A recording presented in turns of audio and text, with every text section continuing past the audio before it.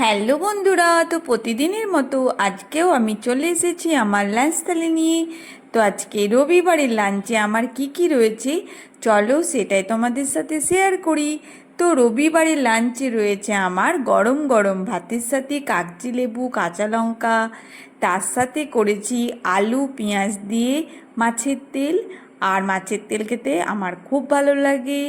তার সাথে করেছি ওল সেদ্ধ, কাঁচা পেঁয়াজ কাঁচা লঙ্কা কাগজি লেবু রস দিয়ে ওল সিদ্ধটা মেখেছি। তো হাজব্যান্ডের জন্য অল্প মতনই করেছি ওল সেদ্ধ।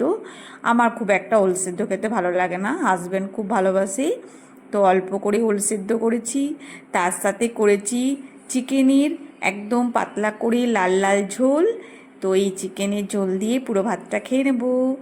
আর আমার তো মাংস খেতে খুব ভালো লাগে, তো আমি হাজব্যান্ডকে বললাম আজকে আমি কিন্তু মাছ রান্না করব না, মাছ এনেছে তবু আমি আজকে মাছ রান্না করিনি, আমি আজকে চিকেনের পাতলা করে ঝোল করেছি। আর আমার এই বর্ষা বর্ষা ওয়েদারে মাংসটা খেতেই বেশি ভালো লাগে। তো কেমন লাগলো আমার রবিবারের লাঞ্চ থালি? শুভ দুপুর বন্ধুরা, সবাই ভালো থেকো, সবারই দিন খুব ভালোভাবে কাটুক।